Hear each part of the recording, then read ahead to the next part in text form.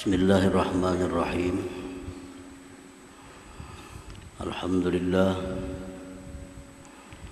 Alhamdulillahilladzi hadana bihidayatihi wa waffaqana bitaufiqihi wa amarana bita'atihi wa ma'rifatihi. Ashhadu an la ilaha illallah wahdahu la syarika lahu fi qada'ihi wa hukmihi. Wa ashhadu anna sayyidana Muhammadan abduhu wa rasuluhu safwatu khalqih. Sallallahu wa sallama ala sayyidina Muhammadin ashrafi rusulih wa ala alihi wa ashabihi wa itratih wa man tabi'ahum bi ihsanin ila yaumil liqa'i, amma ba'du. Yang kita hormati, kita muliakan para habaib dan para ulama, para muhibbin, hadirin hadirat rahimakumullah. Puji syukur selalu kita haturkan kehadirat Allah Subhanahu wa ta'ala, yang mana pada malam hari ini kita diberi Allah hidayah, taufik dan inayah sehingga kita bisa berkumpul, bertemu kembali di Masjid Bustanul Muhibbin yang penuh berkah dan rahmat ini. Kemudian salawat dan salam selalu kita haturkan atas junjungan kita Nabi besar Muhammad sallallahu alaihi wasallam dan seluruh keluarga, para sahabat, zuriat dan pengikut beliau sampai hari kiamat nantinya. Para muhibbin, hadirin hadirat rahimakumullah. Ma'rifat asma'illah al-husna, mengenal nama-nama Allah yang bagus-bagus itu akan menuntun kita kepada mengenal sifat-sifatnya yang mulia.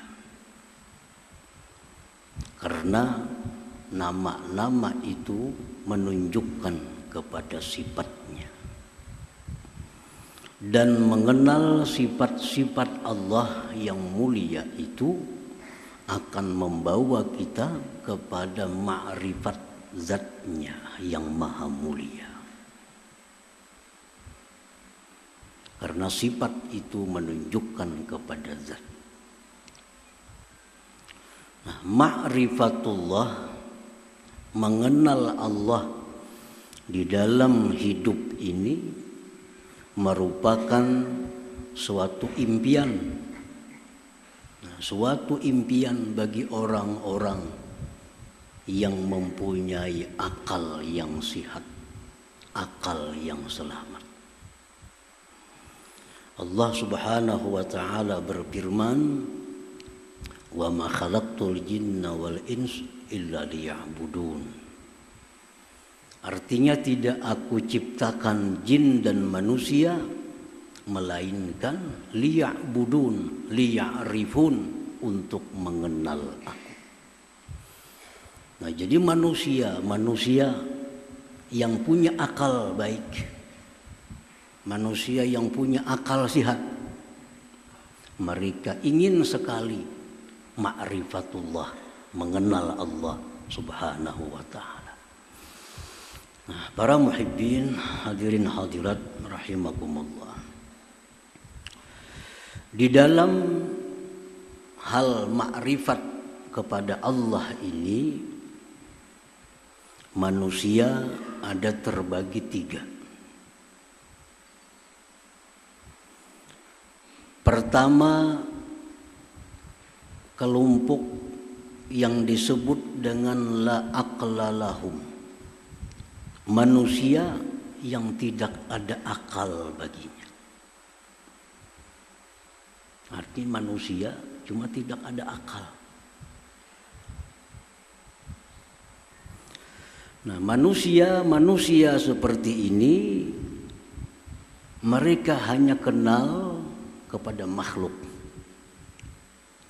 Kenalnya hanya kepada makhluk. Tidak kenal kepada Al-Khaliq, pencipta dan pemilik semua makhluk itu. Nah, dia hanya kenal kepada makhluk, dia hanya melihat kepada makhluk, tidak kenal kepada pencipta, pemilik makhluk itu. Nah, manusia seperti ini disebut la aqla lahum, tidak ada akal bagi mereka. Seperti kambing. Kambing itu hanya kenal kepada pengembala.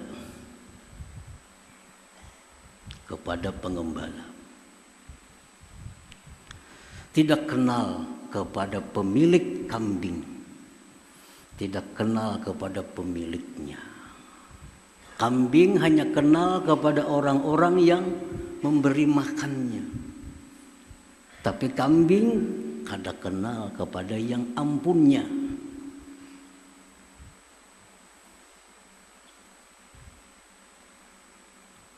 Begitu pengembala datang, kambing senang.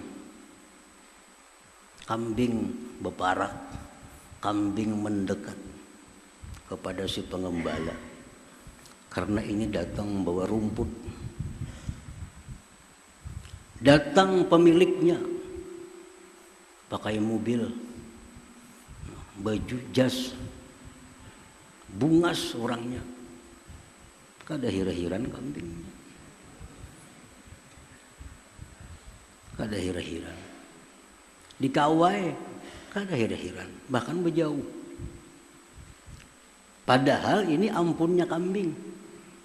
Njarnya sembalihnya kambing itu. Cuma inya kada kenal. Kenalnya cuma pengembala. Bajunya cumpang-camping, selawarnya cumpang-camping. Kenalnya cuma itu. Karena itu yang tiap hari mendatangkan membawa makanan. Kada kenal pemiliknya. Dan kambing kada berusaha kenal kepada pemiliknya, kada perlu kenal.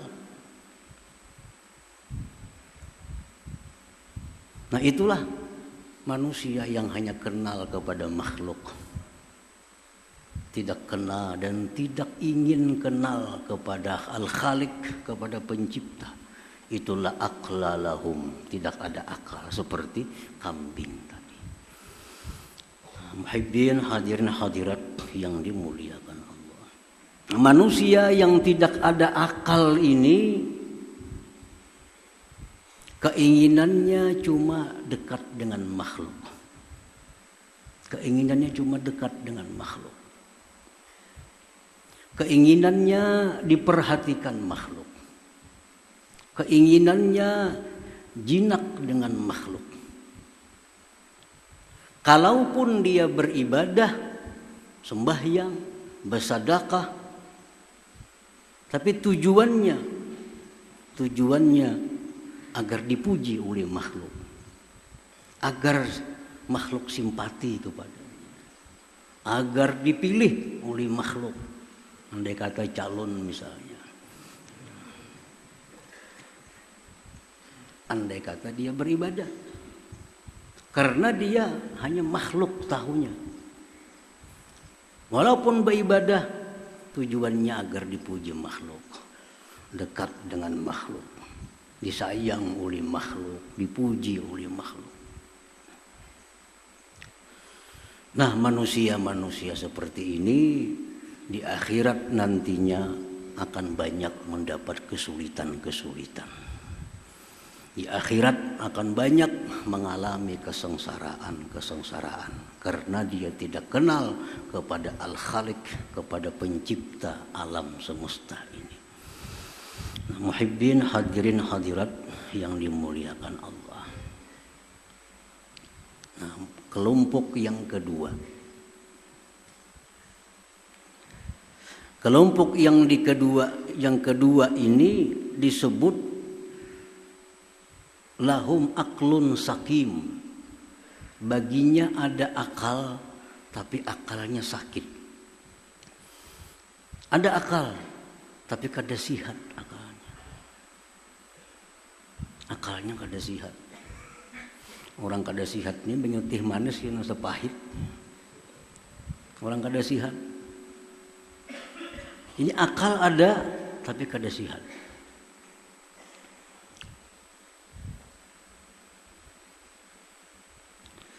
Nah, orang-orang yang kelompok ini, dia selalu ingin dapat nikmat Allah,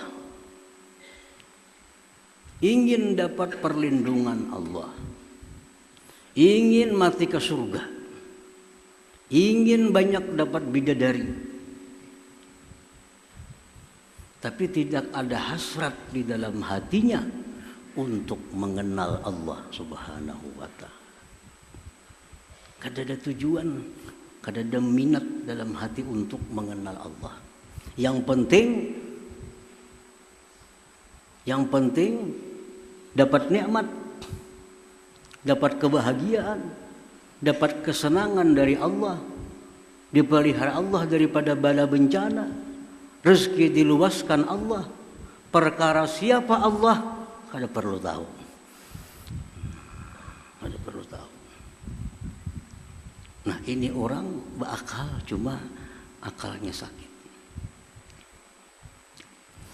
Nah, orang seperti ini kalaupun dia beribadah kepada Allah, sembahyang, baca Quran, tapi selalu minta kepada Allah, murah rezeki. Murah rezeki, selamat dari bala, lunas hutang, mati ke surga, berkumpul lawan Nabi ya pulang di surga minta.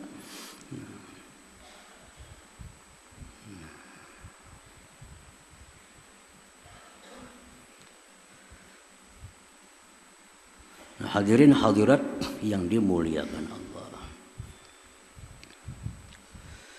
Nah, kelompok yang kedua ini, andai kata dia mati masuk surga, maka dalam surga itu nantinya kesenangannya makan, minum, berpakaian yang indah-indah, bercinta dengan pasangan-pasangannya.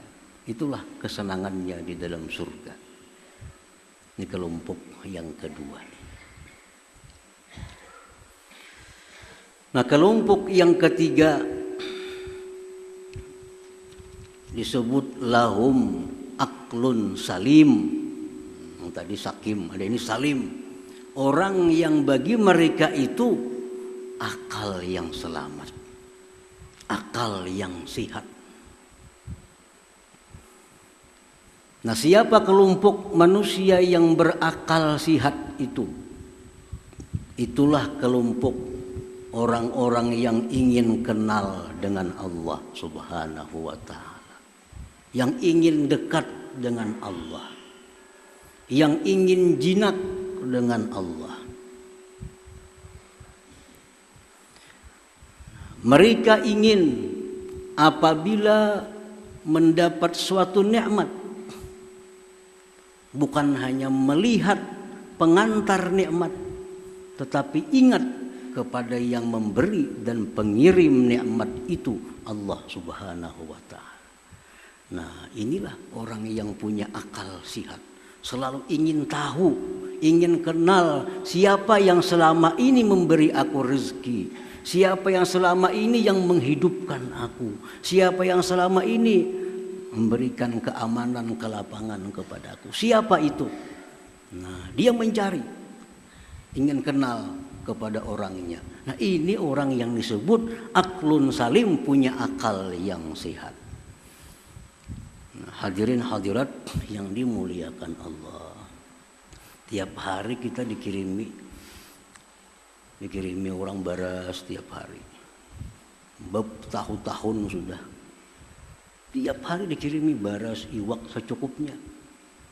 Kalau kita punya akal sehat, kita hendak tahu siapa nama ngirim ini. Baiknya pang tiap hari. Nah, itu akal sehat. Coba kan aja kita tiap hari buka lawang rumah, ada baras, ada iwak, ada amplop bisi duit. Saben hari ada. Pasti kita hendak tahu mana orangnya yang memberi ini. Nah ini orang punya akal sehat. Kalau orang punya akal sakit, kada penting tahu siapa mengirim, penting makan ada. Entah ini kiriman orang itu, orang mana kada perlu tahu, penting makan. Itu akal sakit. Nah orang yang punya akal sihat ini, kalaupun dia beribadah kepada Allah, yang dimintanya kepada Allah hanya satu, keridhaan Allah Subhanahu wa taala. Ibtigha'a mardatillah. Minta keridhaan Allah. Kada minta surga. Kada minta kesenangan dunia, tapi yang dia minta adalah mardatik ya Rabb, keridhaan Engkau ya Allah. Hadirin hadirat yang dimuliakan Allah. Nah, kita berkumpul di sini membaca, membahas tentang Asmaul Husna. Tujuan kita adalah kita ingin masuk dalam kelompok yang ketiga ini, supaya akal kita ini sehat. Nah, jadi kita pengajian ini tujuan kita satu, kita hendak kenal, hendak tahu siapa, bagaimana yang selama ini sangat baik kepada kita, sangat sayang kepada kita. Setiap hari kita dapat nikmat pemberiannya itu. Nah, melalui Asmaul Husna itu akan menuntun kita untuk mengenal Allah Subhanahu wa taala. Nah, hadirin hadirat yang dimuliakan Allah. Rasulullah sallallahu alaihi wasallam bersabda, innalillahi tis'atan wa tis'ina isman mi'atan illa wahida man ahsaha dakhalal jannah. Akhrajahul Bukhari wa Muslim. Bahwa Allah mempunyai 99 nama, 100 kurang 1. Siapa yang ahsaha, siapa yang memeliharanya, maka dia akan masuk surga. Pengertian memelihara sudah dijelaskan, artinya menghafal, memahami, dan mengimani. Satu persatu Asmaul Husna kita hafal, kita paham, kita beriman. Bila mampu demikian, Rasulullah menjamin dakhalal jannah, masuk surga. Al-ula min asma'illah al-husna, yang pertama daripada Asmaul Husna itu Allah. Itu yang pertama, Allah.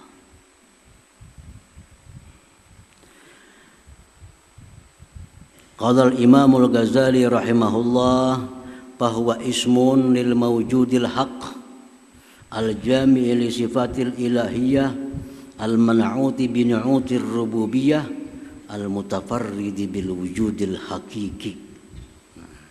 Itu Allah. Artinya Allah itu adalah nama bagi yang ada, yang sebenarnya, yang menghimpunkan bagi sifat-sifat uluhiyah dan disifati dengan sifat-sifat rububiyah yang bersendiri dengan ada yang sebenarnya. Nah, itulah Allah. Nah, maksudnya hanya Allah, zat yang wajib ada. Selain Allah tidak wajib ada. Wajib ini lain wajib nang bapahala itu. Wajib ini wajib pada akal. Artinya kada terupa pada akal kita, Allah itu tidak ada. Nah, Allah itu adalah zat yang wajib ada. Wajib ada. Hanya Allah yang bersendiri dengan ada yang sebenarnya. Hanya Allah yang bersendiri dengan ada yang sebenarnya. Adanya selain Allah hanya diadakan oleh Allah Subhanahu wa ta'ala. Adanya bumi, langit diadakan oleh Allah. Adanya matahari diadakan oleh Allah. Yang ada sebenarnya itu Allah. Yang lain dari Allah diadakan. Diadakan. Kita bisa berpandir diada-ada akan jar. Biasa kita berpandir itu. Diada-ada akan jar. Berarti apa? Berarti kadada. Ini diada-ada benar aja. Diada-ada berarti kadada. Nah, selain Allah itu diada-ada, diadakan oleh Allah. Yang ada sebenarnya itu hanya Allah Subhanahu wa ta'ala. Allah kada diada-ada. Allah ada dengan zatnya. Selain Allah diada-ada, diada-adakan, dicipta oleh Allah Subhanahu wa ta'ala. Kalau yang bujur-bujur ada itu hanya Allah. Hanya Allah yang bersifat dengan sifat rububiyah dan sifat-sifat uluhiyah. Hanya Allah. Lain dari Allah kadada yang bersifat rububiyah, kadada yang bersifat uluhiyah. Nah, muhibbin hadirin hadirat yang dimuliakan Allah. Sifat rububiyah. Nah, rububiyah seperti mencipta. Itu rububiyah. Apalagi menghidupkan, mematikan, memberi, mencegah, menolong, itu sifat rububiyah. Kalau sifat uluhiyah itu artinya dia yang berhak disembah, dia yang berhak dipuji, dipuja, dia yang berhak ditaati, dia yang berhak diharapkan, dia yang berhak ditakuti, dan seterusnya. Itu namanya uluhiyah. Nah, bila kita berdoa kepada Allah dengan kalimat Ya Rabbi, berarti kita menyeru Allah dengan sifat rububiyah. Ya Rabbi, artinya apa? Hai Tuhan yang mencipta, memberi, menolak, menghidupkan, mematikan, dan seterusnya. Kalau kita berdoa dengan Ya Ilahi, Ya Ilahi, hai Tuhanku yang berhak disembah, yang berhak dipuji, yang berhak ditaati, yang berhak ditakuti dan diharapkan seterusnya. Biasa kita berdoa Ya Rabbi, artinya apa? Wahai Tuhan yang mencipta, wahai Tuhan yang memberi rezeki, wahai Tuhan yang menolong, menghidupkan, mematikan. Tapi kalau Ya Ilahi, ya Tuhanku juga artinya cuma uluhiyah. Ya Ilahi, hai Tuhan yang berhak disembah. Nah, tapi kalau kita berdoa dengan Ya Allah atau Allahumma, mencakup Ya Rabbi dengan Ya Ilahi kedua-duanya. Kalau Ya Rabbi kada termasuk uluhiyah. Kalau Ya Ilahi kada termasuk rububiyah. Tapi kalau Ya Allah masuk kedua-duanya. Rububiyah ada pada Allah, uluhiyah ada pada Allah. Nah, makanya doa itu kebanyakannya diawali dengan Allahumma. Allahumma itu asalnya Ya Allah, ya-nya dibuang, diganti dengan mim, lalu Allahumma. Begitu kita menyeru Ya Allah, komplit dah. Wahai Allah, wahai Tuhan yang punya sifat rububiyah dan punya sifat uluhiyah. Nah, hadirin hadirat yang dimuliakan Allah. Qala al-Imam al-Ghazali rahimahullah, i'lam anna hadzal isma a'zamu asma'illah azza wa jalla at-tis'ati wa tis'in. Ketahuilah bahwa ini nama Allah paling agung Asmaul Husna. Paling agung Asmaul Husna itu adalah Allah. Karena Allah itu menunjukkan kepada zat. Menunjukkan kepada zat. Kalau Rahman menunjukkan kepada sifat kasih sayang. Alim menunjukkan kepada sifat ilmu. Sami' menunjukkan kepada sifat mendengar. Tapi kalau ya Allah, nah itu menunjukkan kepada zatnya. Allah bisa kita panggil, bisa kita berdoa dengan ya Allah, ya Sami', ya Basir, bisa. Boleh. Dalam Al-Quran disuruh kita berdoa dengan Asmaul Husna.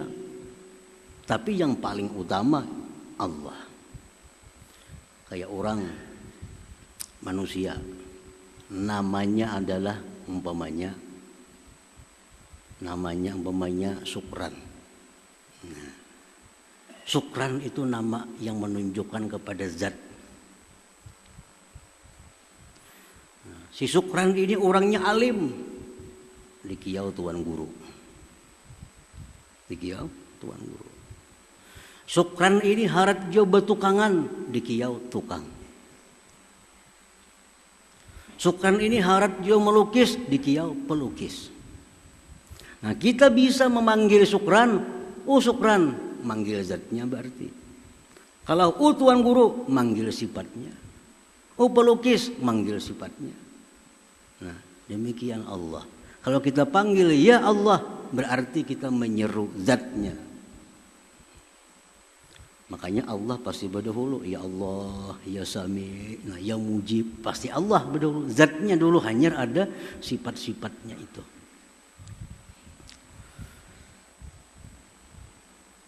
Jadi Allah itu adalah paling agung di antara sekian Asmaul Husna.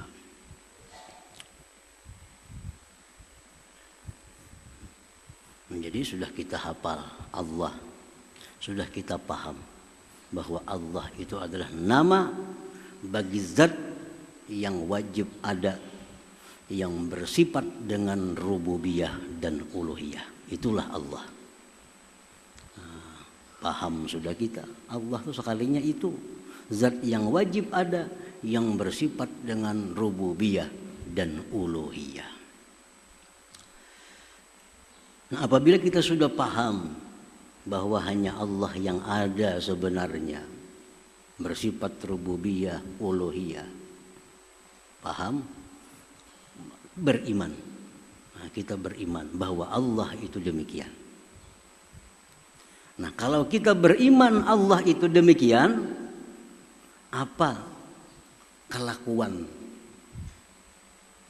ipik yang ditimbulkan oleh iman kita itu? Kita percaya api itu panas, buah percaya menghindar kita dari api. Akibat kita percaya api itu panas, lalu kita menghindar. Nasi nyaman, kita percaya, lalu kita mendekat kepada nasi. Itu buah kita percaya. Nah, kalau kita percaya bahwa Allah tadi seperti itu, zat yang wajib ada, yang lain diada-adakan, punya sifat rububiyah uluhiyah. Nah, kita percaya keimanan kita itu membuahkan 4 akhlak kita, 4 kelakuan kita. Yang pertama, la yara illallah. Dia tidak melihat kecuali hanya kepada Allah. Karena yakin, beriman, yang lain tuh kadada, diada-akan aja. Yang ada sebenarnya hanya Allah. Lalu inya kada melihat selain daripada Allah. Nah, artinya kada melihat selain Allah itu, artinya kada melihat selain Allah itu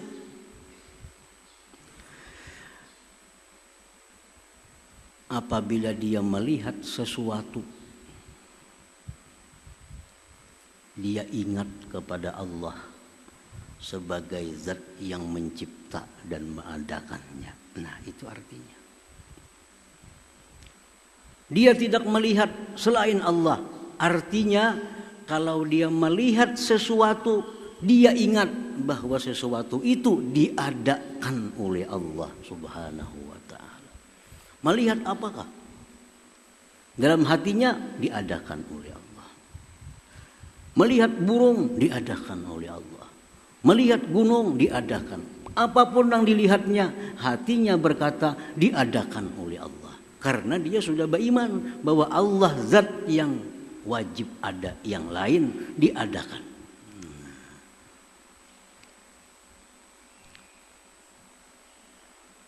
Melihat baras juga cuma di hatinya diadakan oleh Allah.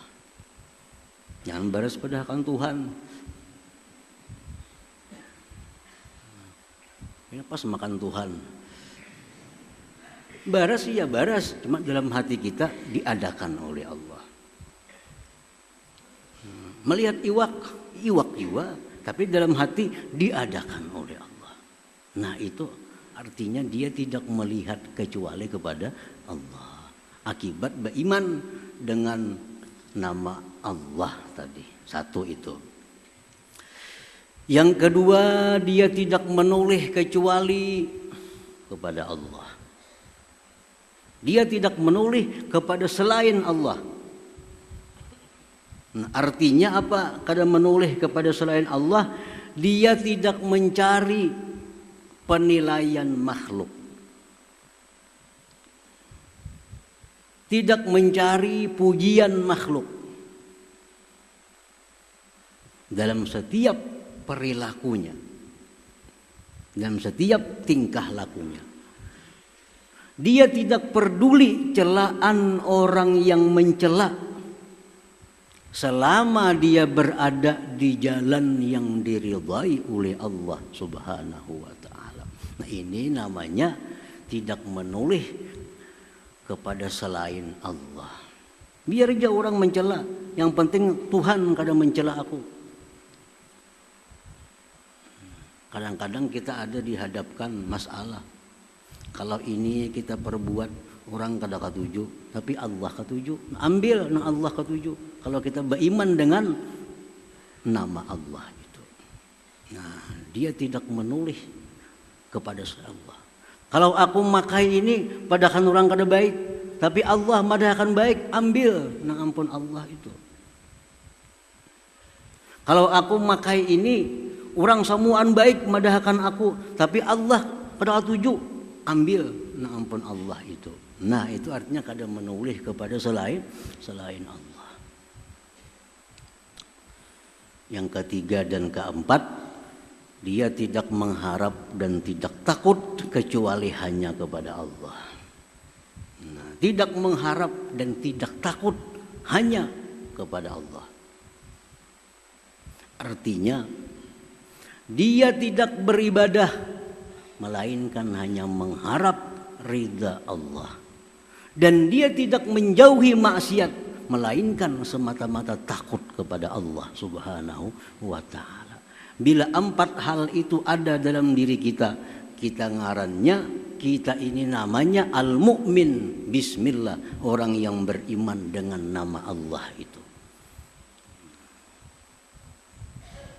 Tahu sudah Allah tadi, ini artinya beriman.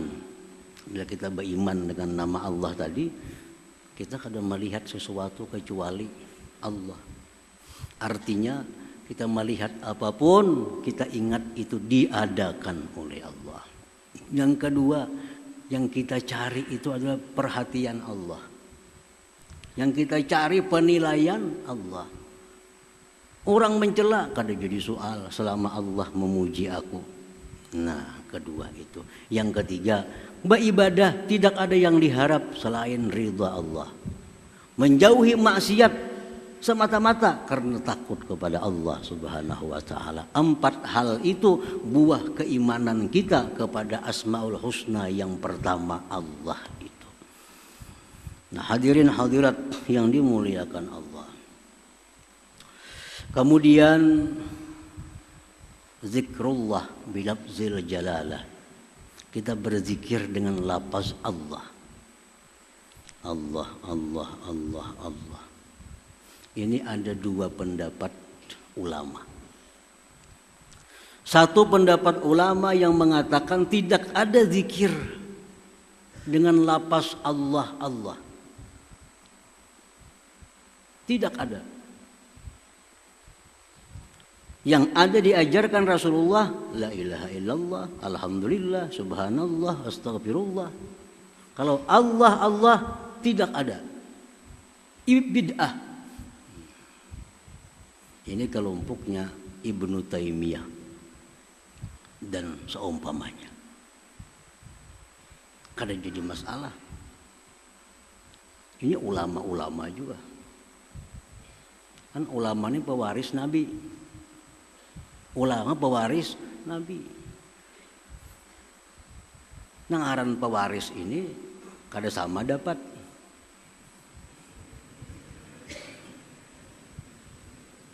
Abah kita sugih, misi motor, perumahan, rumah, toko. Kakak dapat toko, kada dapat rumah. Kita dapat kabun, kada dapat duit. Tapi sama mewaris Nabi juga.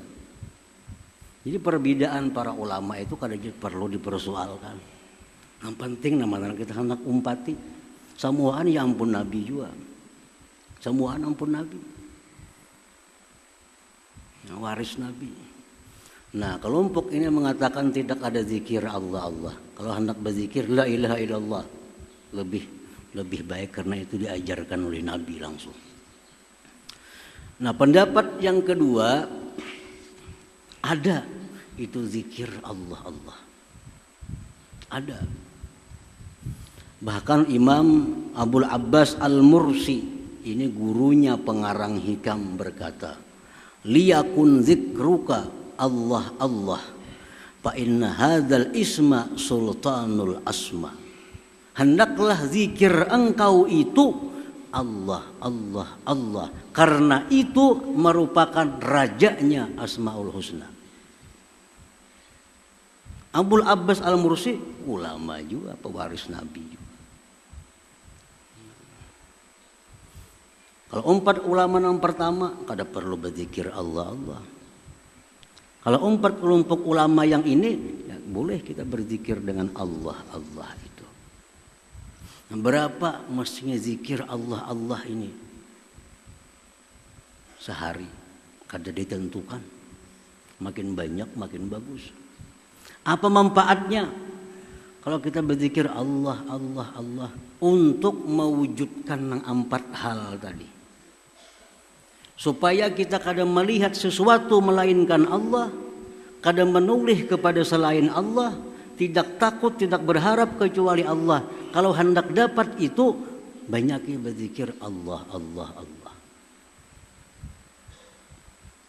Ya sekada-kadanya 2000 ke sehari. 1000 itu 10 menit saja. Kada sampai sebilah rukuk. Coba aja. Allah, Allah, Allah, Allah, Allah. Sampai ke hati-hati tapi nyala Allah. 10 menit kada sampai tuntung. Nah siang 1000, malam 1000. Amalakan ya. Sedikit demi sedikit kita akan bisa melihat apa? Oh diadakan Allah. Melihat apa? Oh diciptakan Allah. Itu faedahnya orang yang mengamalkan zikir lafzul jalalah itu. Ulun dulu waktu mengaji dengan Habib Abu Bakar Al-Habsyi, Abu Bakar bin Salim Dahlia, hanya mengaji lawan sidin, belum lagi diajari apa-apa oleh sidin. Kami jadi amalkan Allah Allah 10.000 sehari. 10.000 sehari. Kalau terlalu lawas juga 10.000. Untuk di warung 2-3 jam ada kerasaan kita. Di muka TV ada kerasaan. Cuma kalau 10.000 sehari, 2.000 aja sehari. Siang 1.000, malam 1.000. Allah, Allah sampai ke hati-hati tapinya. Allah, Allah, Allah. Setengah bulan amalkan. Karena setengah bulan akan datang, kita sudah merasa melihat apa ingat Allah. Melihat apa ingat Allah. Malam 1.000, siang 1.000. Amalan lain tarusakan aja, jangan diambil. Yang biasa baca la ilaha illallah 1000 tarusakan, yang salawat biasa tarusakan. Ini tambahan. supaya kita dapat buah iman 4 perkara tadi. Nah, hadirin hadirat yang dimuliakan Allah, mudah-mudahan Allah berikan kita taufik hidayah sehingga bisa mengamalkan ilmu yang diberikan Allah Subhanahu wa taala kepada kita. Dan insya Allah kita pada setengah bulan yang akan datang memasuki asma yang kedua, yaitu Ar-Rahman. Ila hadratin Nabi sallallahu alaihi wasallam. Al-Fatihah.